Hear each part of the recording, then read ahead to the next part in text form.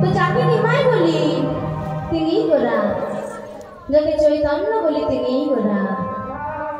তিনি আজ কি করছেন গো? না ভক্তগণ সঙ্গে লয়ে নদিয়ার দাঁড়ে দাঁড়ে দাদা নিত্যানন্দ এবং পরিষদগণকে সঙ্গে লয়ে একখানি হরিনামের ডালি সাজিয়েছেন। হরিনামের ডালি সাজিয়েছেন কেন মা? না আমাদের মতো এই কলিহত জীবকে এপার থেকে ওপারে নিয়ে যাবেন বলে। এবার হচ্ছে ভব মায়া, আর ওপার হচ্ছে হরিনাম রূপ অবতার।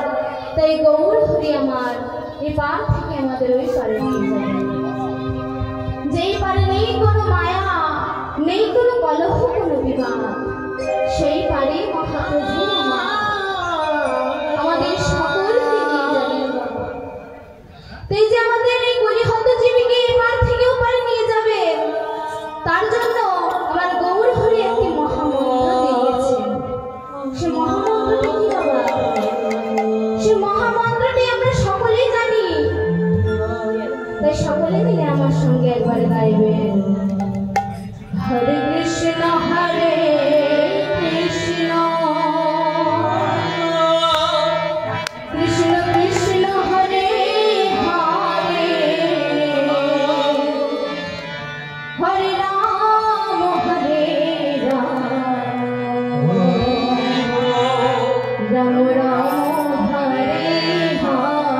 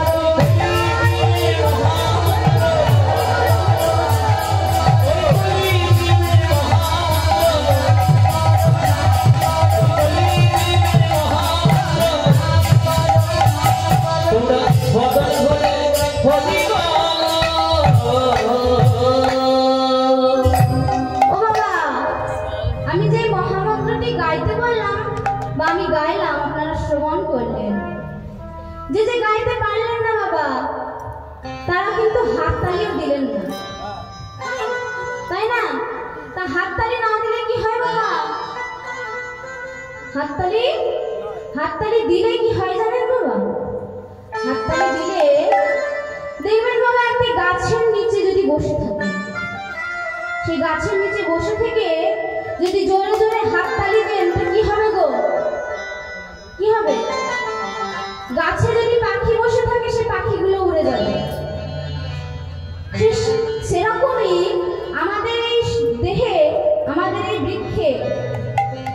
গাছটিতে 6 রকমের পাখি বসে থাকে। সেই পাখিগুলো বাবা ভালো নয়, তাই আমরা যদি হাততালি দিই না, তো সে হাততালি দেওয়ার সঙ্গে সঙ্গে সেই পাখিগুলো সব উড়ে যাবে। তাই বলি বাবা সকলে মিলে হাততালি দেবেন, ঠিক আছে? কি গো, হাততালি দিবেন তো?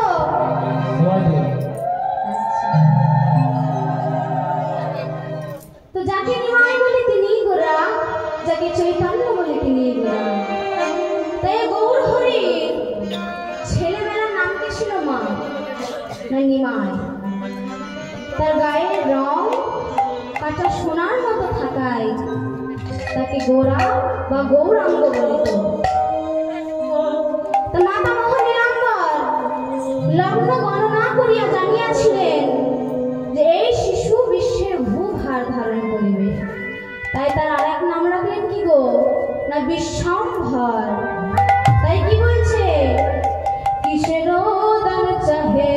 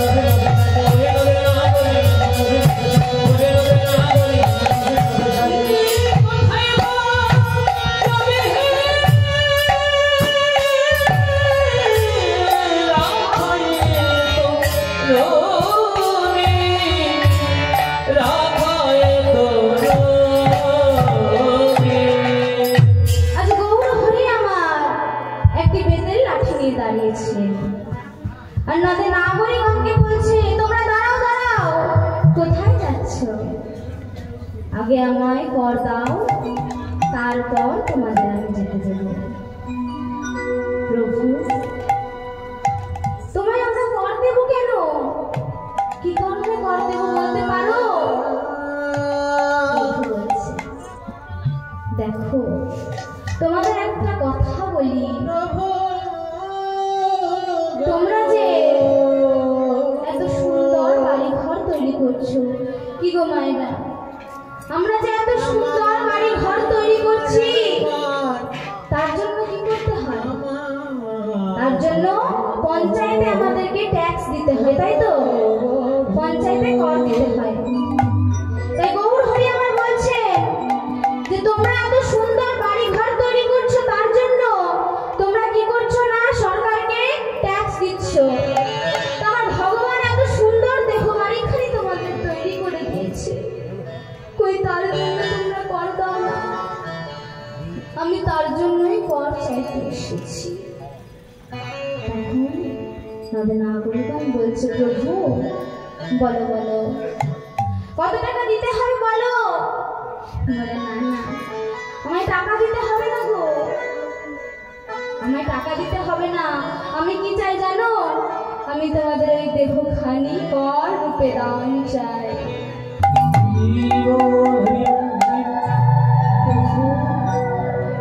তুমি আমাদের করবে? আমাদের এই সামান্য দেহ নিয়ে তুমি কি করবে গো? তবে বলি শুনো, আমার এই বদনে কৃষ্ণ নাম বলে শান্তি পায় না। আমার এই দুটি কর্ণে কৃষ্ণ নাম শ্রবণ করে শান্তি পায় না। তাই তোমাদের দেহ যদি আমায় দিয়ে দাও, তাহলে আমি কৃষ্ণ নাম বলতে বললে তোমরা কৃষ্ণ নাম বলবে, আমি কৃষ্ণ নাম শ্রবণ করতে বললে তোমরা কৃষ্ণ নাম শ্রবণ করবে। তাই আমি কি করবো জানো? বলে আমি নামে গাইব, আমি নামে গাইব, আমি নামে গাইব, আমি নাম গাইব,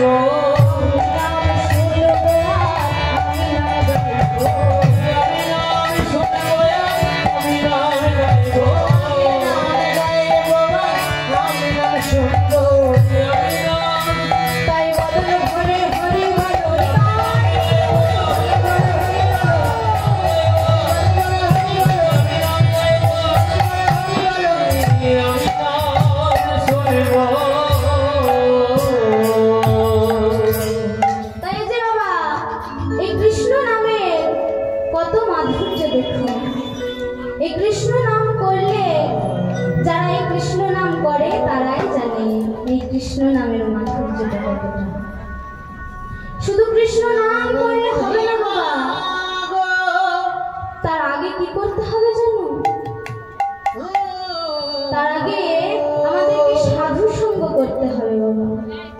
সাধু সঙ্গ অর্থাৎ গুরু দীক্ষা। কেননা সাধু সঙ্গ সর্বশাস্ত্রে কয়, সাধু সঙ্গ লওয়া মাত্র কৃষ্ণ প্রাপ্তি হয়। এখানে কে কে সাধু সঙ্গ করেছেন কই দেখি বাবা, হাত তুলুন তো। সাধু সঙ্গ গুরু দীক্ষা কে নিয়েছেন কই দেখি, হাত তুলুন। ওই গো বাহ, যারা যারা নিয়েছেন খুবই ভালো, আর যারা নেননি বাবা তাড়াতাড়ি নিয়ে নেবেন। কেননা গুরু দীক্ষা না নিলে বাবা কৃষ্ণ প্রাপ্তি হবে না। সাধু সঙ্গ না করলে কৃষ্ণ প্রাপ্তি হবে না। দেখুন বাবা, সাধু সঙ্গ করার একটা কেমন গুণ দেখুন। একটি বনের মধ্যে তিনজন বন্ধু ছিলেন। তিনজন বন্ধু কে কে? না মৌমাছি, ভ্রমরা এবং গোবরে পোকা। সেই তিন বন্ধু সব সময় একসঙ্গে থাকত। কিন্তু একটা সময় বাবা ওই গোবরে পোকাকে রেখে মৌমাছি এবং ভ্রমরা কোথাও একটা চলে যেত। কোথায় যেত? বনের মধ্যে একটি সরোবর আছে। সরোবর মানে জানেন তো বাবা? কি মায়েরা, সরোবর মানে জানেন তো? পুকুর। সেই সরোবরে অনেক পদ্ম ফুল ফুটে রয়েছে। তো সেই সরোবরে পদ্ম ফুলের মধু আস্বাদন করার জন্য আজ মৌমাছি এবং ভ্রমরা তারা প্রত্যেক দিন যেত। এবার একদিন গোবরে পোকার মনে সাধ জেগেছে যে তার দুই বন্ধু যে কোথায় যায় তাদের সঙ্গে একবার সেখানে যাবে। তখন একদিন দেখছে কি না মৌমাছি এবং ভ্রমরা উড়ে যাচ্ছে। তখন গোবরে পোকা বলছে, মৌমাছি মৌমাছি কোথায় যাও নাচি নাচি, দাঁড়াও না একবার ভাই, ওই ফুল ফুটে মানে যাই মধু আর ওরানি, দাঁড়াবার সময় তো নয়। ও বন্ধু, বন্ধু আমায় নিয়ে যাবে না? আমায় নিয়ে চলো তোমাদের সঙ্গে, আমি তোমাদের সঙ্গে যেতে চাই। ভ্রমরা এবং মৌমাছি কাছে, বন্ধু তুমি আমাদের সঙ্গে যাবে? তুমি যাবে কেমন করে? তোমার যে দুটো পাখা নেই আমাদের মতো, তুমি কেমন করে যাবে? ভ্রমরা বলছে, দেখো বন্ধু, তোমরা যদি প্রকৃতই বন্ধু হও আমার, তো তোমরা কোন রকম ভাবে আজকে আমায় নিয়ে যাবে। দুজনকে কথা বলছে আর বলছে, তাই তো আমাদের বন্ধুকে নিয়ে যেতেই হবে, চল চল। ভ্রমরা বলছে, গোবরে পোকা এক কাজ কর, তুই আমার পিঠের ওপর বস, আমি তোকে নিয়ে যাব উড়তে উড়তে সেই সরোবরের দিকে। এই বলে তারা উড়তে উড়তে উড়তে উড়তে উড়তে উড়তে সেই সরোবরে গিয়ে পৌঁছে গেল। বাবা সরোবরে গিয়ে কি করছে, ওই যে অনেক পদ্ম ফুল ফুটে রয়েছে, সেই পদ্ম ফুলের মধ্যে যে কোনো একটি পদ্ম ফুলের ওপর গোবরে পোকাকে বসিয়ে দিয়েছে। বসিয়ে দিয়ে তারা উড়তে উড়তে ফুল সে ফুল ও ফুল করে মধু আস্বাদন করে বেড়াচ্ছে, কারণ তারা উড়তে পারে। বাবা গোবরে পোকার মতো তাদের যে ডানা নেই তা নয়, তারা উড়তে পারে বলে ফুল সে ফুল করে মধু আস্বাদন করছে। আর গোবরে পোকা ওই একটি ফুলের মধ্যেই মধু আস্বাদন করতে ব্যস্ত। আর এদিকে সন্ধ্যা হয়ে আসছে। মৌমাছি এবং ভ্রমরা যেহেতু জানতো যে সন্ধ্যা হলে কি হয় না, পদ্ম ফুল মুদিত হয়ে যায়। আর সকালবেলায় কি হয় গো, কি হয় মা, সকালবেলায় প্রস্ফুটিত হয়, তাই তো। তাই এবার যেই না সন্ধ্যা নেমে এসেছে, সেই সময় মৌমাছি এবং ভ্রমরা তারা উঠতে উঠতে উঠতে বাসার দিকে যাচ্ছে। তাদের কিন্তু মনে নেই যে ওই গোবরে পোকাকে ফুলের মধ্যে বসিয়ে রেখে দিয়ে এসছে। তখন তারা যেই না অর্ধেক রাস্তা গেছে, তখন বলছে, বন্ধু কি রে, আমরা যে গোবরে পোকাকে ফুলের মধ্যে বসিয়ে দিয়ে রেখে এসেছিলাম, চল চল চল চল গিয়ে দেখি ফুলগুলো আবার মুদিত হয়ে গেল নাকি, চল চল চল চল। তারা উঠতে উঠতে উঠতে উঠতে সেই সরোবরে গিয়ে দেখছে, বাবা সব ফুল মুদিত হয়ে গেছে, সব ফুল মুদিত হয়ে গেছে। তখন মৌমাছি আর ভ্রমরা, বন্ধু চারিদিকে তার বন্ধুকে খুঁজে বেড়াচ্ছে, কিন্তু কোথাও খুঁজে না পেয়ে তারা মনের দুঃখে উঠতে উঠতে আবার বাসার দিকে চলে যাচ্ছে। আর ওই যে বাবা গোবরে পোকা, সেই গোবরে পোকাটি সেই ফুলের মধ্যেই বন্দী হয়ে গেছে। এবার প্রত্যেক দিন আমরা সকালবেলায় একটি ঠাকুর মশাই ওই সরোবরের কাছে এসে পদ্ম ফুল তুলে নিয়ে যেত গোবিন্দ সেবা দেওয়ার জন্য। সেদিনও এসেছে সকালবেলায়, এসে কি করছে না, একটি করে পদ্ম ফুল তুলছে আর ঝুড়ির মধ্যে রাখছে, একটি করে পদ্ম ফুল তুলছে আর ঝুড়ির মধ্যে রাখছে। এরকম করতে করতে ওই যে গোবরে পোকাটি যেই ফুলের মধ্যে ছিল বাবা, সেই ফুলটিও তুলে ঝুড়ির মধ্যে রেখেছে। এবার ঝুড়ির মধ্যে রেখে সে হাঁটতে হাঁটতে তার বাড়ির দিকে গেছে। বাড়িতে গিয়ে মন্দিরে প্রবেশ করে গোবিন্দর সেবা দিচ্ছে। গোবিন্দর সেবা দেওয়ার পর যখন বাবা ওই ফুলগুলো একটি একটি করে গোবিন্দের চরণে দিচ্ছে, ওই যে গোবরে পোকাটি যেই ফুলের মধ্যে বন্দী ছিল বাবা, সেই ফুলটিও গোবিন্দের চরণে দিয়েছে। নিতাই গৌর হরি বল হরি বল।